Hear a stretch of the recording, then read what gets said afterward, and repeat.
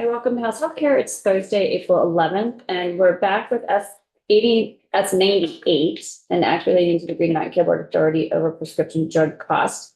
And as I mentioned yesterday, I am looking to potentially add in here some additional language that's not currently in the bill that Jen's going to walk us through about the Green Mountain Care Board nominating committee process. So there is a committee that is selected by, I believe, the pro tem and the speaker. Jen will correct everything we're about to say. And when there is an opening on the board for the 5-member Green Mountain Care Board, the nominating committee goes through the process of putting out the application process, collecting the applications, going through all the work and selecting people to then be sent to the governor, and then the governor selects who's on the Green Mountain Care Board. So when I was on it, we talked a lot, and I'm sure other groups have as well, have talked a lot about we need to maybe look at the process again and just tweak it a little bit. And so this seemed a perfect time to take a look at it and see if it's something that we can add in. So Jen will walk us through the language, and then we have Betsy Bishop with us, and she will give us a rationale for why we should do this. Great, thank you. Good morning, Jen Carver from the Office of Legislative Counsel. I will put language up in a moment just to sort of explain a little bit more about the Green Mountain Care Board Nominating Committee. It is established in statute. It was created the same time the Green Mountain Care Board was created, not surprising. But it has 9 members, and it's 2 members appointed by the governor, 2 members of the Senate, not from the same party, appointed by the Committee on Committees, 2 members of the House, not from the same party, appointed by the speakers, and then 1 member each to be appointed by the governor, the pro tem, and the speaker, with knowledge of or expertise in healthcare policy, healthcare delivery, or healthcare financing to complement that of the remaining members of the committee. And they're 2-year terms. So that is who we are talking about here. And then the process, as Representative Wooden explained, we put some language up. Was it No, anybody else here? All right, so here is some potential language. This language was in maybe 1 or 2 different Senate bills that are not coming over to you that make it through the process. So this language was pulled out of there. So if you've looked at some bills from the Senate, it may look familiar. So as far as first, it's making some changes to the membership, and I don't know if you wanted all of these in here. I put them all in here. About the term, because some of this is just kind of housekeeping to reflect the fact that we don't need to talk about the initial term of the chair of the Green Mountain Care Board, because that happened in 2012, 2013. So the term of each member is 6 years. And then it had some staggering as it started out. Member under this may still serve more than 1 term, but there's language about a member potentially being reappointed to an additional term, and that's spelled out in the next section.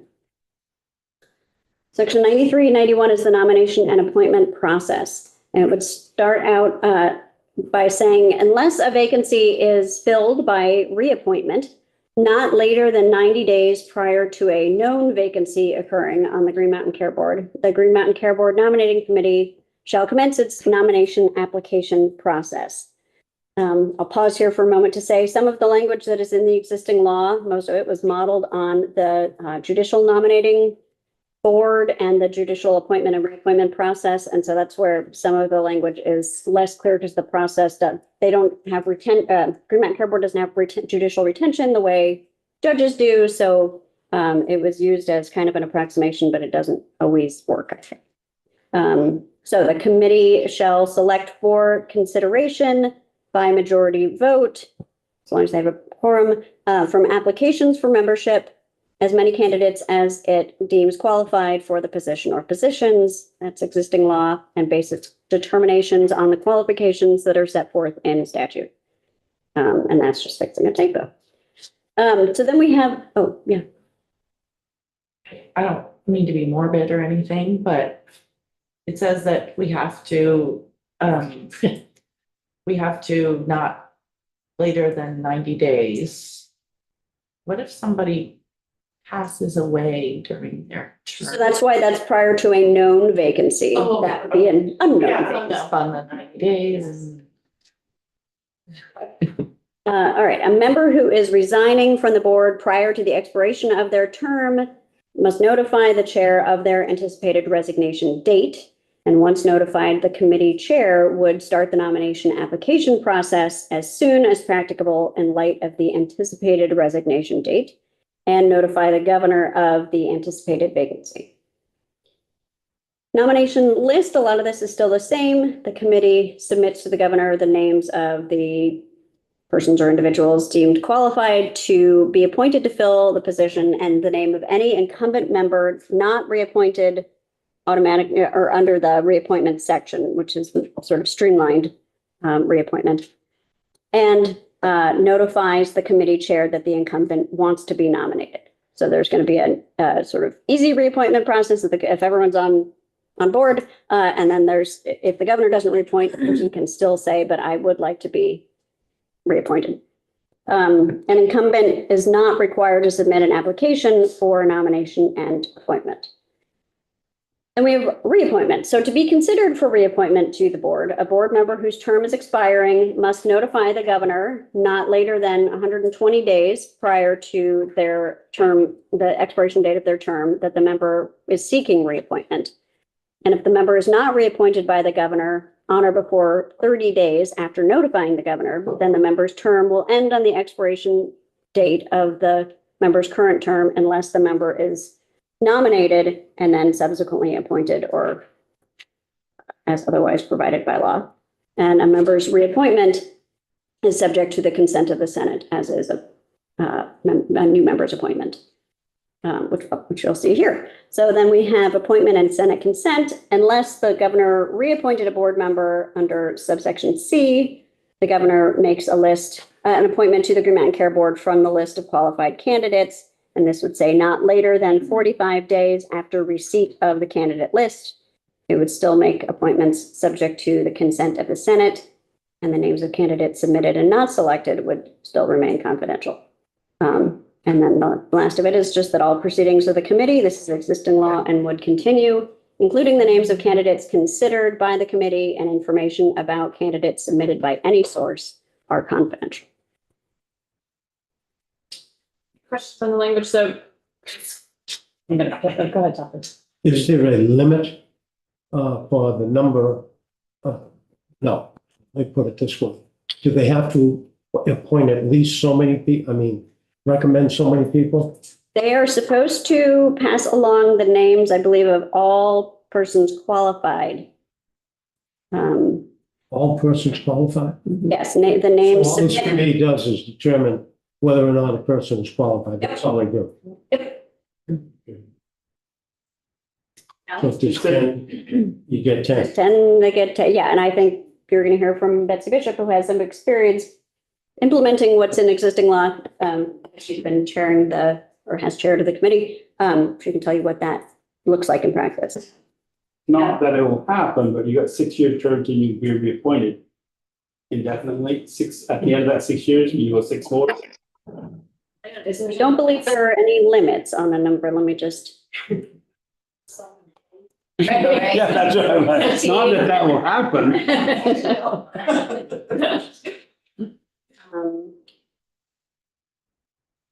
Yeah, there is no limitation. Leslie?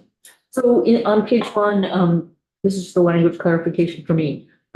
In 3, it says a member may be reappointed to an additional term. Does that imply only one more? Well, it can only be one at a time. Is that what, so an addition? Because I that's think a sort of member going along could- with that same question, it could go on indefinitely, but I was wondering if it said an additional, that only allowed one more and not more than that, but I don't maybe think not. so. And I will be candid that I don't believe I drafted this language. I think I inherited it. So I'm happy to make any changes to things that people find unclear. Or maybe be additional terms, I don't know. Yeah, we could say maybe reappointed to one or more additional Yeah. terms. Something, I don't know. I They just, just go through the process. right, but they do, right, they can only be appointed to one term at a At a time. time. I just wasn't sure if that implied only one more and you're done. Maybe I not. would say it's a little ambiguous, so if you want to, so it might be helpful to specify, um, even if we say, there are no limits to the number of terms a member can serve or something. Whatever you think is necessary. I just was wondering. Yep, I think it's fair. Questions for Jen?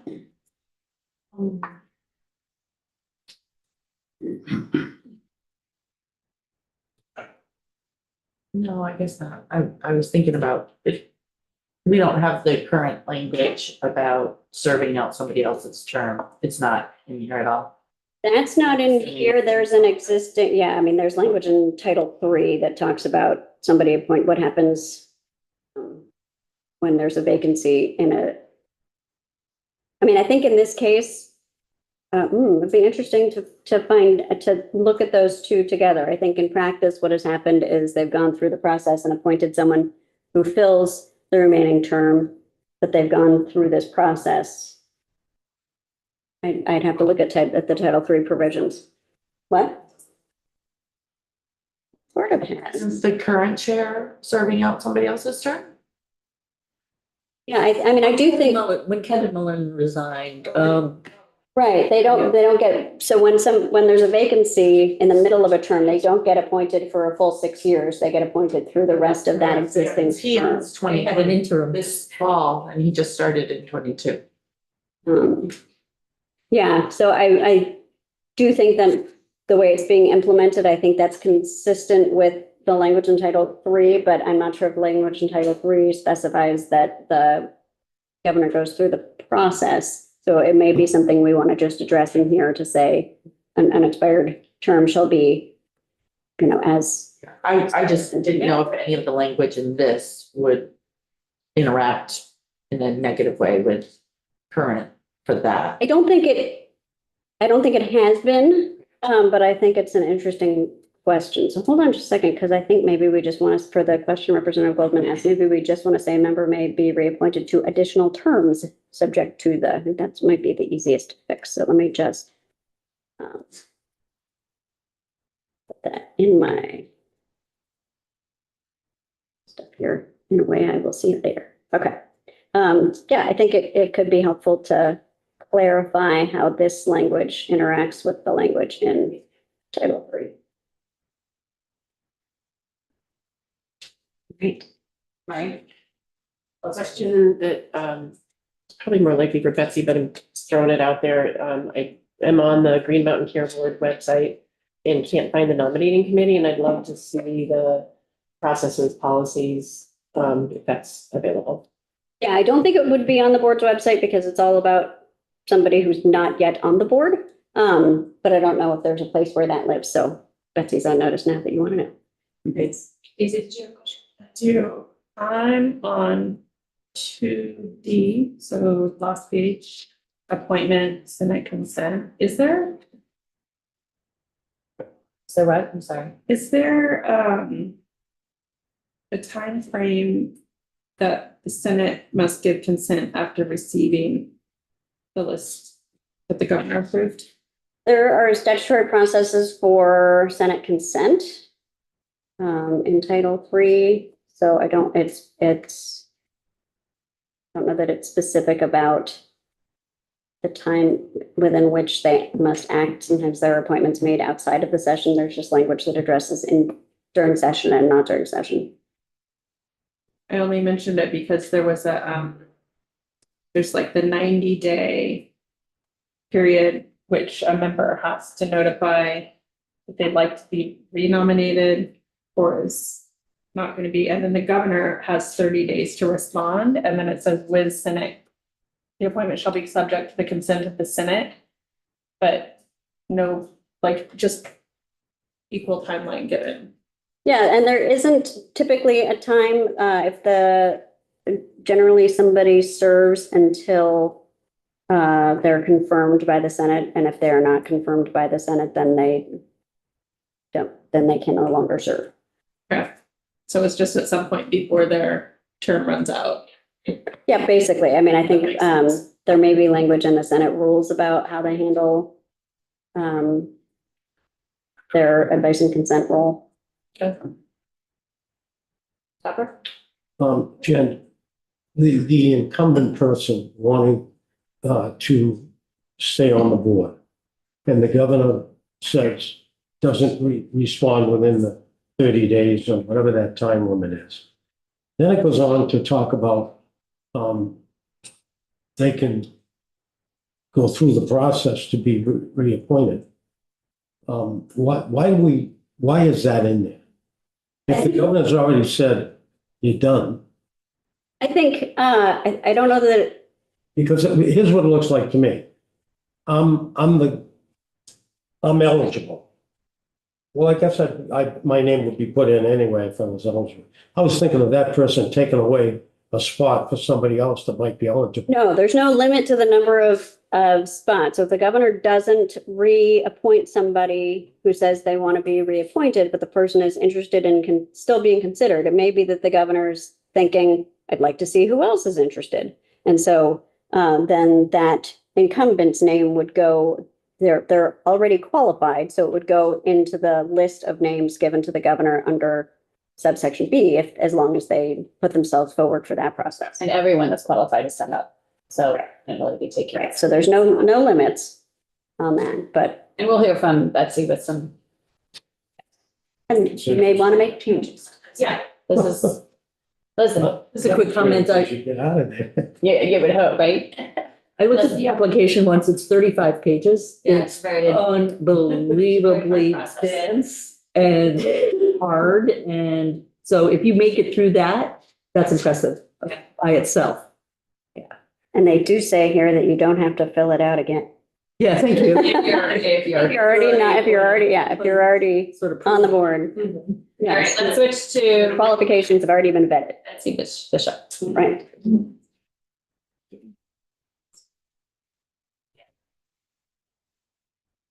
Hi, Betsy. Hello. See you. I think you've been before us. Yeah, not this year, I don't think. Maybe last year, yeah. Thank you. I'm Betsy Bishop. My day job is the Vermont Chamber of Commerce, and I, in a volunteer capacity, have worked on the Green Mountain Care Board nominating committee. Some of this gets a little confusing because we're talking about the terms of the nominating committee and the terms of the board. The last thing that we just talked about with Jen, the 6-year piece, I would encourage you to think about that for the nominating committee as there being a limit. 12 years is enough as one who's done that piece of it. So For someone to. the nominating committee versus the board. So, that repetitive going on again is. A 6-year term for the nominee? I think it was when I was on. I think it got changed. Two. All I know is I was on it for, it seems like. That's because you did such a great job. Well, thank you. Yeah, exactly. We would have let you. There was no way, it seemed like there was no way for me to get off, even in writing. I tried to write that I didn't want to serve anymore, but here I was. So anyway, there's a really good, when I started, there wasn't a great process for nominating, and I think there's a really good process. So there's been a lot of questions. I'll be glad to try to answer the questions about the nominating piece. A couple of thoughts I had today about the process. The nominating committee has sent a letter to this committee over the years suggesting some of these changes. So I'm glad you're taking them up and seeing if you can put them in here. I have a couple of suggested changes for today. In the candidate selection process, in the known vacancy piece in candidate selection. So when we're talking about the known vacancy, we're talking about the language. It's designed to address the incumbent's reappointment or removal by a non-reappointment to the Green Mountain Care Board. It's an odd situation and it rarely comes up, but it has come up, right? So it's good to sort of sort that out. The goal of this language is to have the incumbent inform someone of their desire to be reappointed, and with enough time for the governor to perform his or her role in the process. In 2C, it says the incumbent needs to notify the governor 120 days prior to the end of the term. I would make this notification for the incumbent for being reappointed or not seeking reappointment. You're asking for that person to make a statement in some way like, yes, I'd like to continue, or no, I wouldn't. It helps the governor understand, it helps everybody involved understand that they're going for it or not. Because in this case, it just says, hey, I'm not going to do it. But where's that other piece? So I would just ask for you to add that either way, some intention by the board member. The second piece is the notification of this direction. It currently in the language says that it instructs the notification go to the committee chair, which is a voluntary position, oftentimes in flux. The appointing authority here is the governor. Whenever you're resigning from something, you should go give that notice to the appointing authority. The governor gets to appoint this position. You should send that to the governor. I would not necessarily put in statute, but as practice, encourage anything sent to the governor about these appointments be sent to DHR and the Green Mountain Care Board. The DHR and Green Mountain Care Board have full-time staff that are managing all of these things. There's no, this is a volunteer thing. Everybody that's been appointed to this is doing this off the side of their desk, right? So even as chair for many, many years, I was like, wait, when's the process again? It would be really nice to have DHR sort of press and say, we got this notice, now the process begins. The DHR is Department of Human. Yeah, human resources. There's been some difficulty there in my years trying to get DHR to help this nominating committee. It doesn't belong to the board. It doesn't really belong to DHR. I think we fixed that over the last couple of years. So I think they are now accustomed to at least helping the nominating committee when they can. So that is one thing that I would suggest there. You need to add it into this? It's just a change from instead of notifying the committee chair. Can you tell me where, sorry, where you? Sure, in section 2, to C, reappoint, no, that's the governor, B. committee, B, I think it's B. yeah, it's B, I'm looking at line 14, notifies the committee chair. I don't know if it's, Oh, I see. We don't have lines. okay, Thank you. yep. And then in that same section, it says an incumbent shall not be required to submit an application for nomination and appointment. And I get why, the 35-page application. But if you've been serving on a board for 6 years, part of the reason that application is so heavy is there's all these things in it that says, I attest that I pay my taxes, I attest I'm not in trouble with the law, I attest. It seems like you'd want somebody to maybe not fill out the application again, but fill out a one-page form that says nothing substantial has changed from that or something. It's just to put them through that, and that might be part of their notification or something. In 2B, it says a board member seeking reappointment need not reapply. However, in 2C, it says they need to be confirmed by the Senate. It seems to me that these are equal branches of government, the administration and the legislature. And so you're not asking them to apply to get the governor's approval. So it's interesting that you're asking them to be confirmed by the Senate again. So I just think. So can you say that again? Sure. In 2B, in the reappointment process, it says an incumbent shall not be required to submit an application for nomination and appointment to the committee. I get why, right? And then later in 2C, it says a board member's reappointment shall be subject to the consent of the Senate. I don't know what they're going to act on. There's no application, there's no attestation, there's no interview, there's no qualification setting, there's nothing. So you're just asking them, the Senate, to reconfirm. I would suggest that if you're trying to make a simpler thing, take that piece out. Do you mind questions? You don't go right ahead. Alyssa and then Murray. But if somebody is seeking reappointment, they have to notify the governor, and the governor can decline to reappoint. So he's getting to make a decision, Yes. he or she, they. And then if there's a new person, it does get confirmed by the Senate. Yes, but to take away the Senate's ability to also say, we concur that this person should be reappointed, where the governor gets a choice whether they want to approve that appointment. So the Senate should get the choice also. Well, they would. I guess it's sort of two scenarios, and maybe I'm confused, so let's. Maybe I'm confused by what you're asking us so- to take out. So in the instance where somebody says, I want to be reappointed, and the governor says, I'm not reappointing you. No, I'm talking about if somebody wants to be reappointed. Yes. And the governor says, I am reappointing you. The governor The gets a choice. but governor the gets a Senate- choice. but That's the Senate fine. doesn't. So I agree with the that. Senate should get the choice to also say, If he says, yes, I'm reappointing. yes. you. okay, I thought you Yeah. wanted us to take out the Senate's If- ability to get that second say. I think I did, and I'm wrong. So Okay. thank you for that clarification. I was thinking in the instance where the person has said, I thought you were talking about when the person has said, I'm not even going to confuse the issue anymore. I think we're good. Okay, But what about if the governor says no? So this is, if the governor says no, that was sort of where I was headed, was that there's no process for the legislature because they're the appointing authority. So I think what's more likely to happen is that, so there's sort of those three scenarios. I want to be reappointed, governor reappoints. I want to be reappointed, the governor doesn't reappoint. And I don't want to be appointed. It's that middle one that is the controversial one.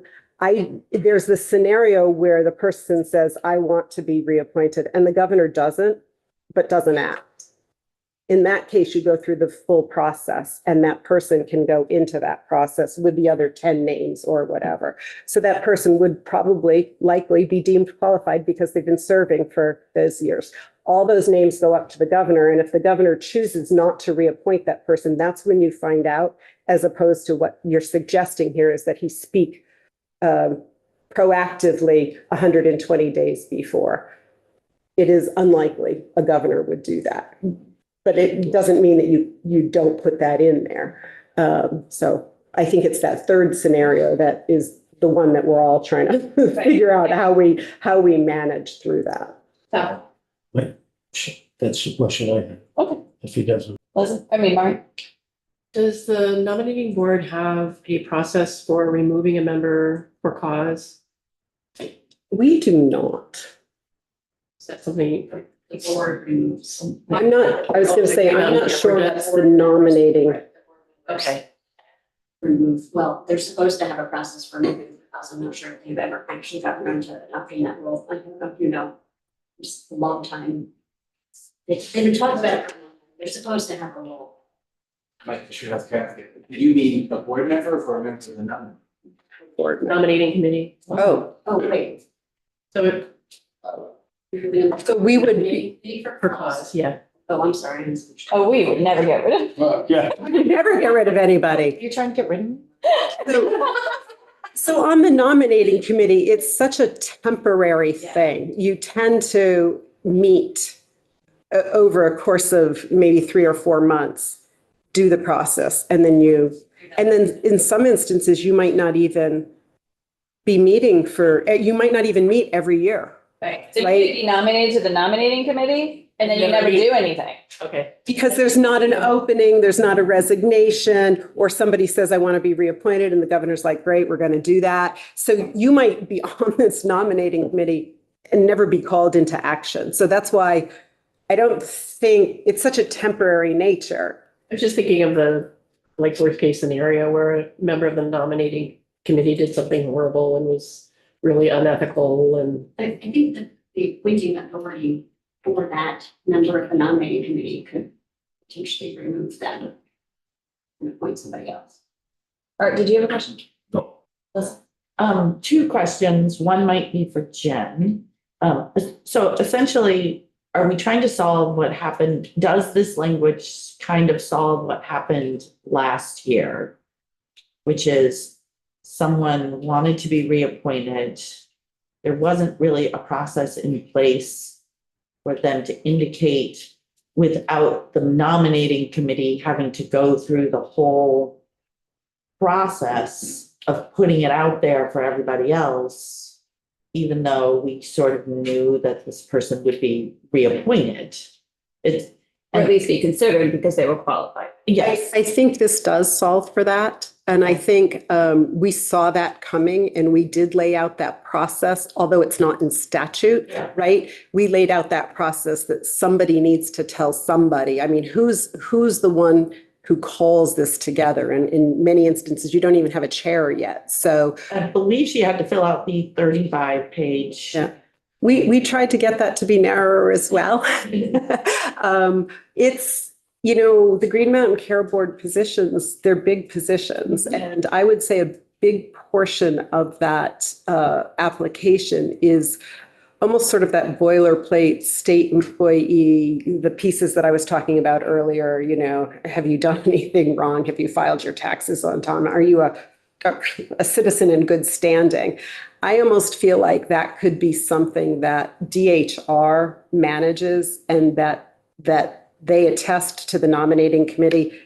Everybody before you has attested to that so that you're not seeing that. Because even the questions are pretty detailed.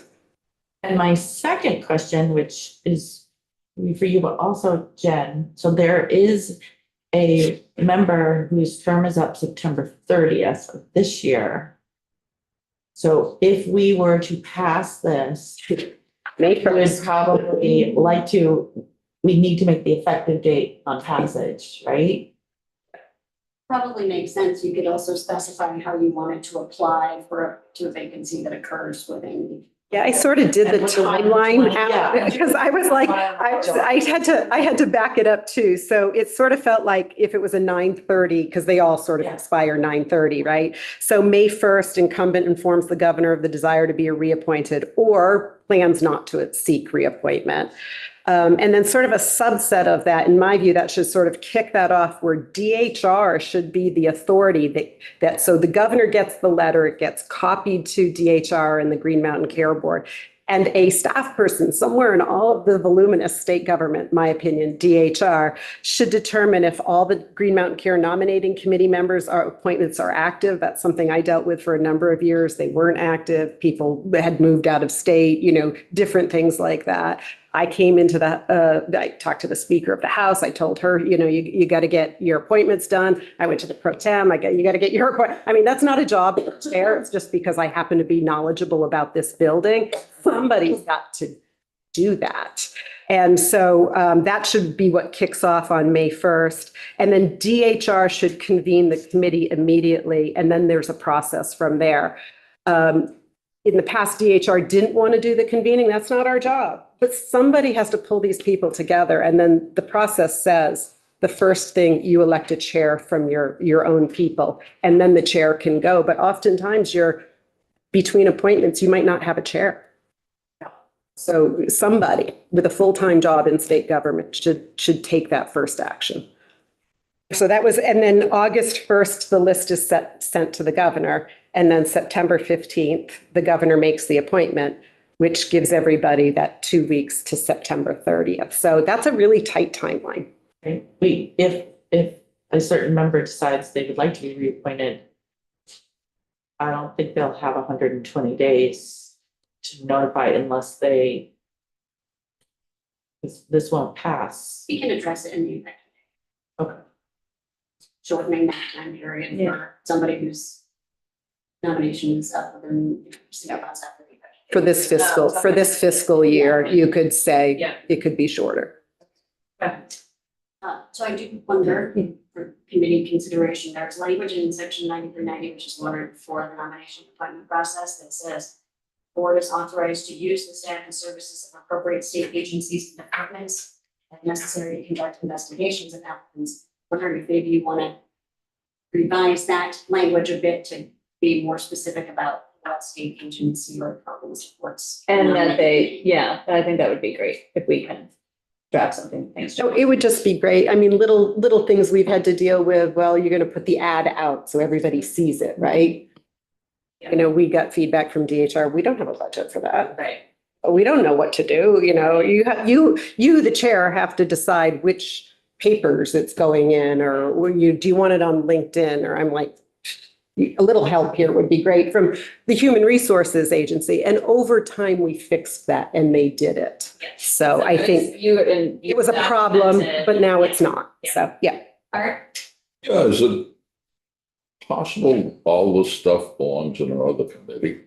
It feels like I have to ask, have we had a problem to this point, and why are we Yes, doing yes. this? we have had a problem to this We had a point. problem? Yes, everything Betsy is talking about was a problem in that there was no ownership. What's that song? I'm the problem. There's nowhere in statute does it outline who should convene the group, and the nominating group is all volunteers. So when I was nominated, luckily we had Betsy as chair, but it really was like, okay, I guess we have to get together, and okay, I guess we have to figure out what the ad should say, and okay, I guess we have to figure out like where we publish it. And so like those types of things should not fall on, I don't believe, should fall on the nominating committee. That could be done. And then the other issue is there's no time frames in any of the legislation today, statute today.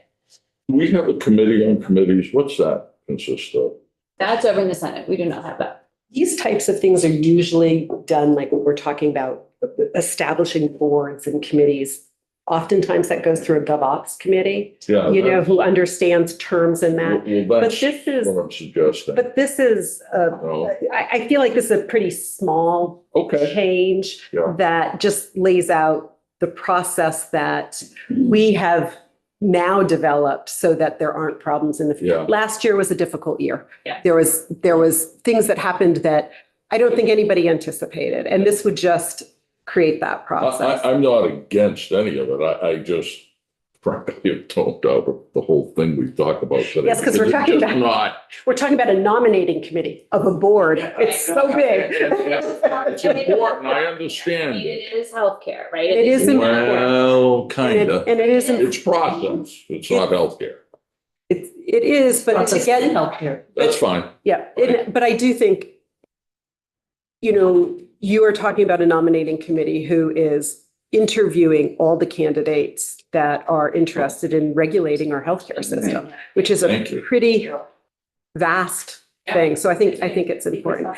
I did want to address, Representative Cordes, your publication of where this stuff sits. Boards and commissions are a funny thing, right? They all used to reside, years ago, just appointing authority was always the governor. And the legislature changed that over a number of years. So there is a site on the governor's site that has all the appointments, all 270 appointments. So if you go there and you look up this nominating committee, you will see the governor's appointments. The problem is, then you also have to go to the speaker's thing and then the pro tem's thing to find out, and I don't know, but I'm assuming that their appointments are public. There's no place to see the nominating committee, but again, it's very temporary. Yeah. So I think the process that you're looking for is in the statute. This is how it goes. I just wanted to add one point to what Art had asked a question about. And I don't know if we want to fix this or if we should just let it lie. But one problem that I know that we had as far as like kind of who has ownership of this nominating committee is that you get appointed, but you don't actually meet until there's an opening. And in that time, there is no chair because you elect the chair at the first meeting. So like I got appointed on January 4th or whatever, 5th, but we didn't actually meet until the summer. And so for all that time of the nominating committee, there was no chair. So nobody really had any ownership over anything. Do we have to be told to do that? I mean. Well, there is a process. Well, there is a process. I don't think it needs to be in statute.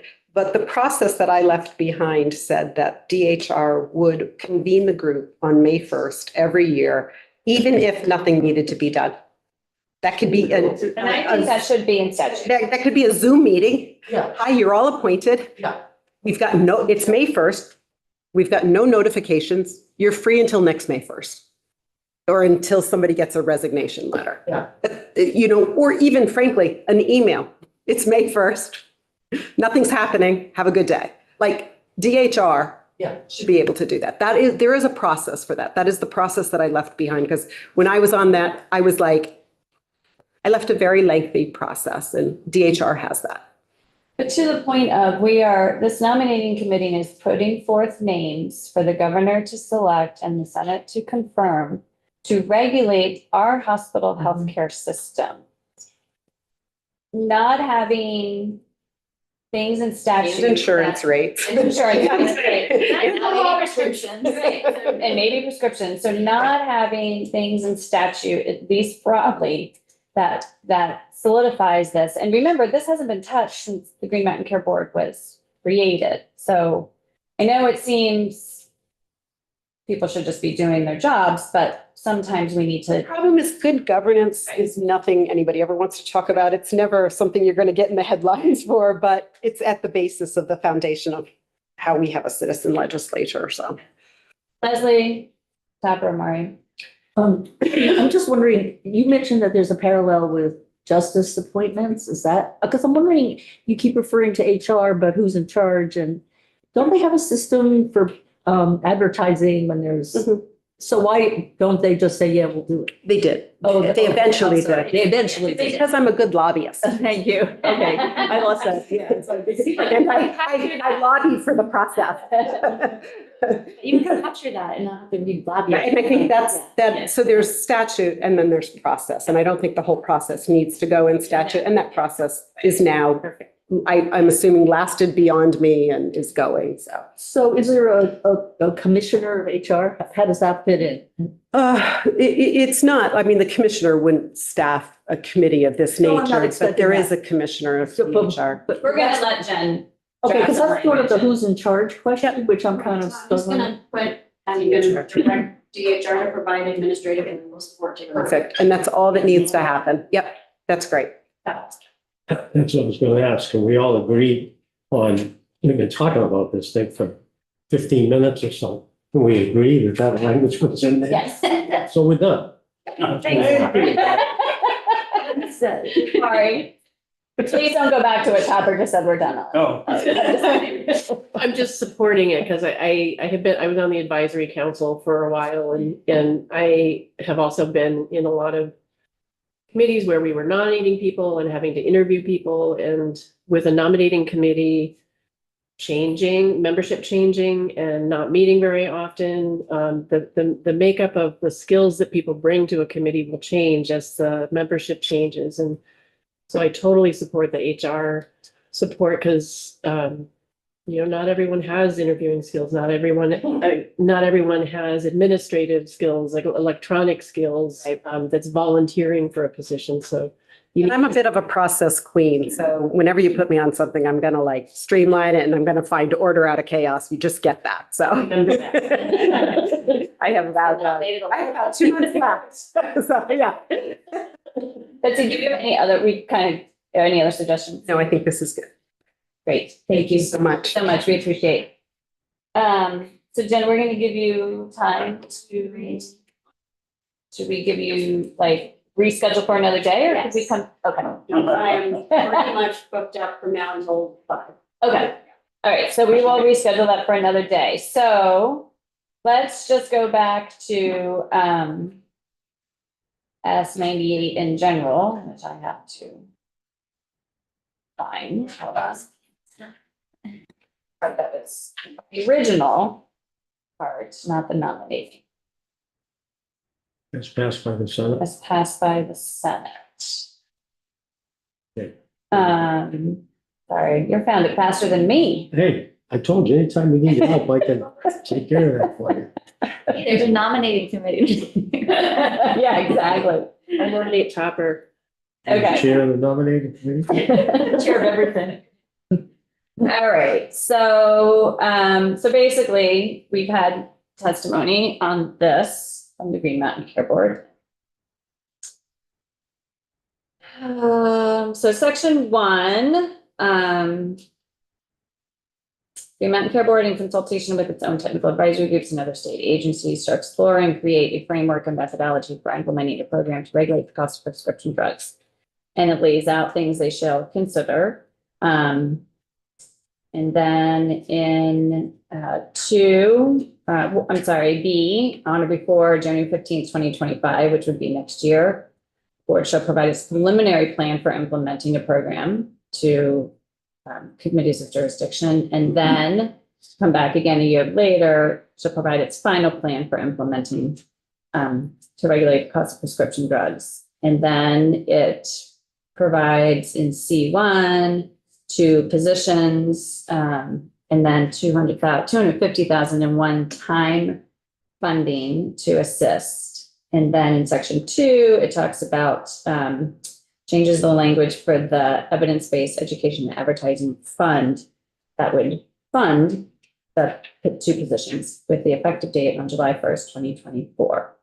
So I just want to open it up to committee discussion, thoughts, questions, concerns. Art. When the advertising fund runs out, where will that money come from? Do we know at all? We don't, and I know you don't like it when I say this. Doesn't run out.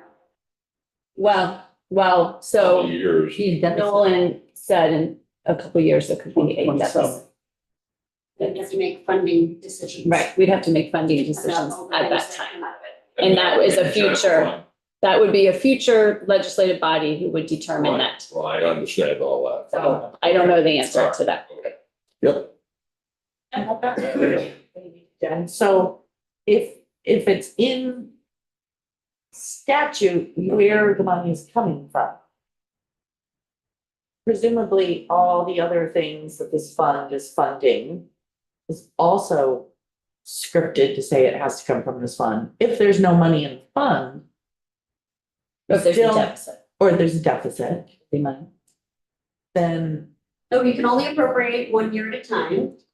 So there isn't, so the funding for these positions coming out of the evidence-based education advertising fund is for FY 25 only.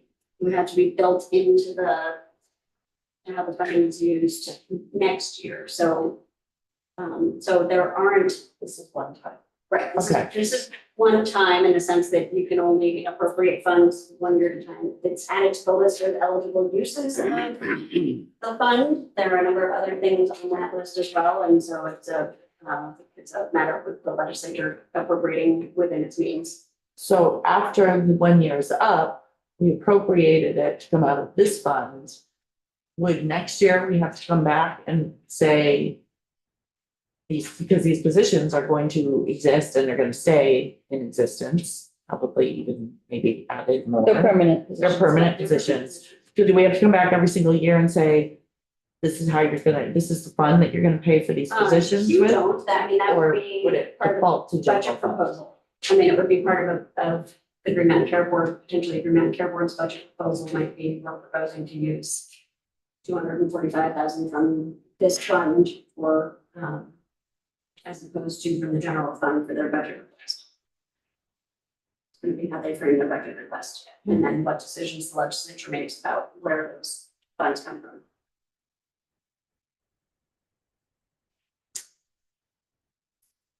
Any thoughts, comments about the bill itself? The intent, what we're thinking of doing? For, against, just give me an idea of where everyone is.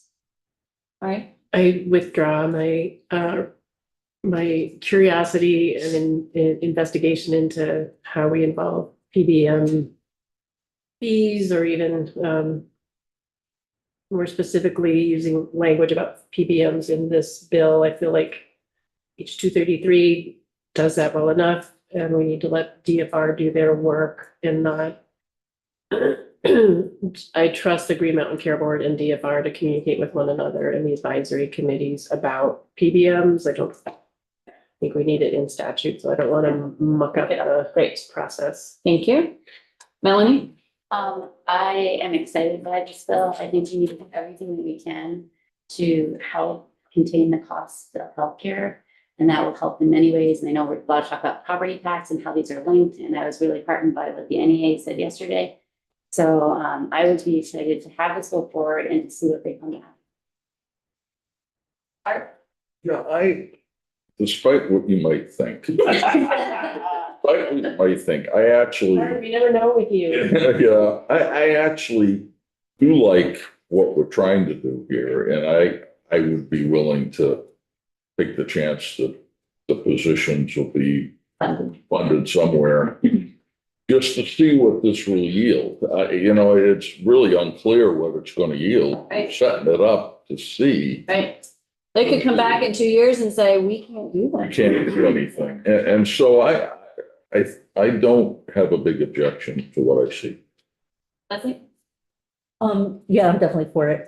I'm curious about the funding, and I didn't get a chance to look at H72, which I guess increased that fund to 2.2% manufacturer's fee.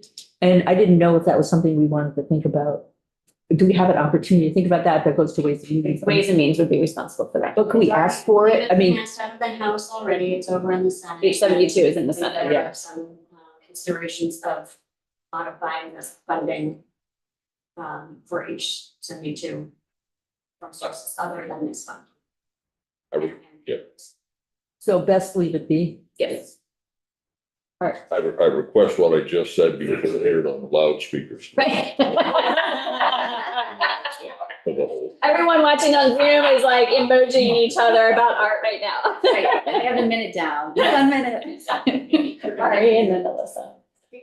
Another thing I really appreciate about this bill, and the Green Mountain Care Boards spoke to this yesterday, is that we're not setting up a PDAB. We're working within the existing Prescription Drug Affordability Board, like other states have. We're recognizing the systems that we already have in place in Vermont and using them. So I like that. Alyssa? Okay, if you thought what Art said is something that needs to be like noted and written down. Uh-oh. Do we have any evidence that this is even gonna do anything? I mean. No, because we I mean, haven't tried it. like, yeah, but Other we states got have- lists, we have evidence that other states have tried to do this, but has it actually had any effect whatsoever? I think it's really new. It is very new. So if you look at And the presentation from Green Mountain Care Board, in the very end, they had they had the A list chart. of states, but I mean, are we gonna spend all this money for these positions to, I don't know, regulate the price or the maximum price for 10 drugs? So And- what we're spending money for is for the Green Mountain Care Board to hire experts to come back and tell us whether or not they could implement a plan that could do this. And remember, prescription drugs is the second highest reason that premiums are going up. So I know, I got that. I think this is great. I mean, I think it would be great. But why don't we just wait until other states figure it out and see if it works for other states and we don't have to reinvent the wheel. The feds are doing it too. And the feds are doing it. okay. Can't wait for Well, that. Can't I wait know, for the feds. no, I get it, but I looked at the list of drugs, it was very interesting. I think the bill is excellent. I think it supports, building out areas of expertise that the state needs. I think this supports responding to a lot of, not just the cost of prescription drugs, but also supporting some of the gathering data around some of the care that we've long needed to support for Vermonters. So I'm in full support of this. I think we need it now. So my 2 cents is, I think what we're trying to accomplish is good. Are we going to? I have my doubts. Can't, don't know until you Well, try. I but know, always say but to every myself, time we try something, it costs me. I'm for the, sometimes you have to spend money. I could been using that all my life. I don't know. For the food clubs. You have to go to the casino to win. I'm Right. going this weekend. What about those 3 outfits I just bought? Right, exactly. Because they run sales. Real support. Right.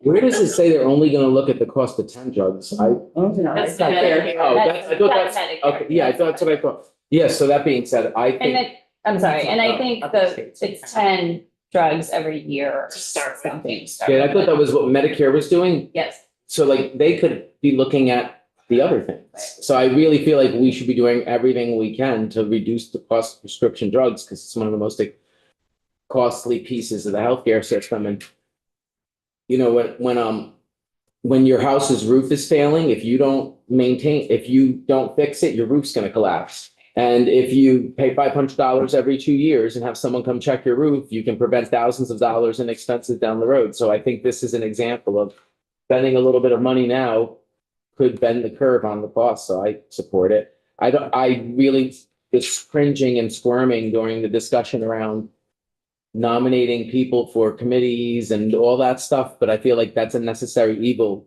to build structures of government to do this work. So, you know. And we have it today. We're just trying to make it. Yeah, more exactly, yeah. So I mean, it is like, you know, there's a lot about government that's inefficient and doesn't work right.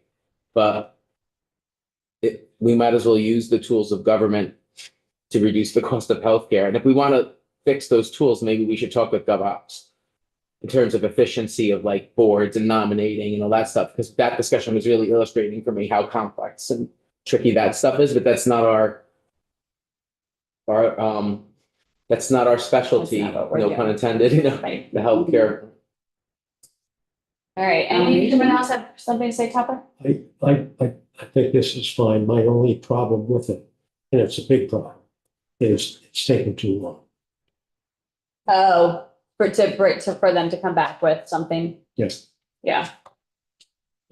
Problem is. This is a problem that needs to be fixed as soon as possible. And so that's my 2 cents. There's no way to change the timeline of this either, huh? I believe we would have to hear from Green Mountain Care Board. They wanted the timelines down. Because I mean, they need the Because they won't time, even be able to hire anybody Until- until. Yeah. those pieces of all. Right. if they ever find anyone, because you Right. can't find anyone to work anywhere. You know, if you start off when you're looking at a project and you say to yourself, well, I can't do this for 2 years or a year, then that's how you'll do it. But if you say something needs to be done, we need to do it as quickly as possible, that's what you do. Like during the pandemic, Yeah. we shut down in 2 days. Like, So I think, So anyway, You know? I'm just saying that yeah, this is a big deal and big enough deal at least sooner, but well, let's hope if it that, can't be, you know. you know, if we pass it and they get the money July 1st, hopefully they hire people by the fall, they can, you know, that isn't really a lot of time for them to come back by January 15th of next year to say, this is the preliminary plan, this is what we might need for legislation. So hopefully next year, whoever's sitting at this table could, you know, put legislation in place to help what might be coming next. So I Plus hear they you. have- Right, we should have done it 5 years ago, but we They didn't. have to hire people too, Yeah, they right? have to get experts. So- Yeah. All right. You can hire people. If it's gonna go through, you know, you've got something that they're gonna do, they know they're gonna need to hire people, they can start that process early. Before the bill passes. No, So I that's don't think fun. we could do that. Because it comes out of their own fund. I mean, the money's there now. Tells you how you're gonna get the We money. can't spend the money. But they can't get to the money until after the budget passes, right? Or They just, won't have access to the money until till July first. Okay. Yes. You know, what I was gonna say to kind of reverse what I said before. Oh, no. No, I should. But my fear is that how we regulate what we find. This doesn't do that. This just sets up the framework, which I agree with. But I will quickly go the other way if we start to artificially lower the cost. If we find that it takes a lot of money to produce these things, Right. then I don't, if we've done everything, we fleshed out all the junk and say, gee, it does cost $500 for a week of medicine. I don't know where we would go from there. That's what worries me about the whole thing, but I think it's worth looking. Yeah, I think Well, so. We let me need the give you an data. idea. The EpiPen, remember that? Yeah. Why in hell would you get away with charging that amount of money? I know. I mean, and that's what it may find, is just But that's where I have the doubts about. gouging. Leslie and then Brian. So I was really struck by the testimony yesterday from the Vermont NEA. 829 people are responsible for 56% of the prescription spend in the Vermont. How many? 829 And people. So I'm- 13,000. No, at 34,000. 35,000. Yeah. So that's an amazing thing to me. And I worry, and I'm not saying we should do this, I support it. What happens to the 829 people in this process? I just want to be thinking about. Yes, so I want to be clear that I, sitting as chair of healthcare, am not advocating that we are taking the opportunity for drugs to be available to people who absolutely need them for rare diseases, chemotherapy, like that's not what this is doing at all. So I want to be clear about that. This is looking at a potential framework, what would need to happen. Could we move forward with doing something that would have an impact on prescription drug prices in Vermont without hurting Vermonters? I really want that part. Yes. Well, I don't want to belabor this, but I want to say one more thing. If you want to do something, you do it. And I'm going to go back to something. Remember when women were paying prices, outrageous prices in some cases for contraceptives? We didn't have a committee and study it and all that stuff. We just said, hey, here's what you're going to do. And it got done. Was there mashing of teeth and all that kind of stuff? Yeah, there was. But look at the results. Look at the impact it's had on people of birthing age. Yeah, I agree. So that's why But I don't like to see stuff that take years and years. And I appreciate that.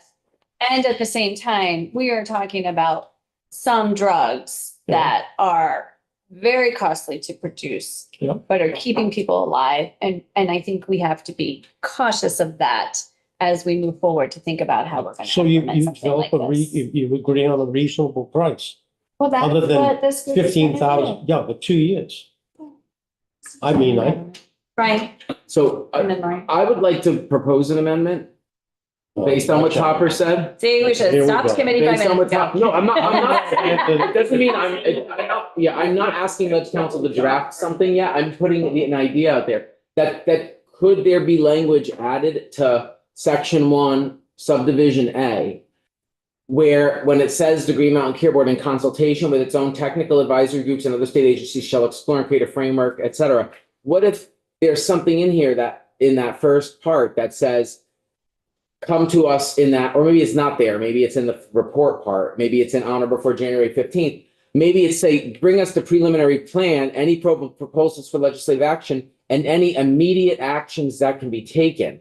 Because then it's like, it's not a huge language change, but it addresses Topper's concern of saying to them, there is some urgency. Is there anything you can do or we can do right now? Because then in January of 2025, if there's something they're like, this is something Vermont can do right now that's going to save thousands and thousands and thousands of dollars, we could just quickly take action on it. Do you think that isn't already stated and any proposals for legislative action needed to implement the program? I think that covers it in a broad sense, but if Topper wants to say to them, try to do something now, we could always just put a phrase in to like indicate that we're looking for them to parse it into what's immediate urgent things we can do and what are things we could take our sweet time throughout the biennium doing. I know that need to be in legislation. I don't know, I was I just don't- proposing I it don't because think it's This point. message was very clear in the We thought you were Senate. gonna make a mistake. Hold on, let's hear from Jen. This message was very clear in the Senate. The Senate committee was very interested in doing something now. And this was the fastest the Green Mountain Care Board said that they could do something. They want to, there's a lot of litigation risk in anything you do on prescription drugs, and they need to be very careful in how they explore it. There are boards set up in other states. There's already litigation begun against Colorado for one of the first drugs it identified as trying to do something about the price. Okay, so what you're saying, Jen, is think what I this said is has already been fast. talked about Yes, and mashed over. yes. So The phrase we low needed hanging the fruit committee was on. used extensively. We've not granted. And I wasn't pushing anything forward. I was offering something to like, it was a response to you. Yeah, I get it, Okay, all I right. get it. I hope it didn't make Art leave. He said we're No. gonna mess up and walked out. Like, okay. So do we need a motion? No, we're not voting Wait, today. Mark. Sorry. I'm just gonna put a fine point on all of this. I dislike using John Muir and quotes in the context of the mess of our healthcare system. But everything is connected and it's so complex. If you pull on one thread in healthcare, it's gonna have an effect somewhere else. And just like when we tried to fix the dispensing fees, and bring them up to a fair price, it had an immediate effect on our teachers and state employees' healthcare plans. When we've tried to look at adjusting 340B plans, federal plan, that immediately has an impact on hospitals. So There's a way around this. as soon as possible, the system is Okay. too complex. Brian, we got that, right? Universal healthcare. I'm back on board. You're with back on Art. board. I think we're all on board with this. Yeah, I think we're gonna end this conversation. Alan, do you want to call the question? So we are obviously not voting today because we're still going to see some language on the nominating committee. And I am also going to be very transparent in that I have had several people come to me with other things they would like to put on this bill. And I am weighing in my head how we move forward and if we do move forward with some of those things. So they're all related to the Green Mountain Care Board, and that is why they're coming to me on this. So we will come back to this when Jen is available with language, and I will let everyone know if there's things we might also take a look at before we pass this out. Brian? Has anyone asked you to add language asking the Green Mountain Care Board to move forward with implementing Act 48? No. Okay, just checking. You're talking Yeah. about 98, you just mentioned nominating committee. You're talking about that's 98. Yeah, we're adding nominating committee to that one. So, but I think based on our conversation, we will not take any more testimony in regards to the prescription drug board. There's no need. Yeah, is what I'm gathering. Okay. For the nominating piece. Yeah, we're just gonna hear from Jen on the nominating. Okay. All right, great. So we're gonna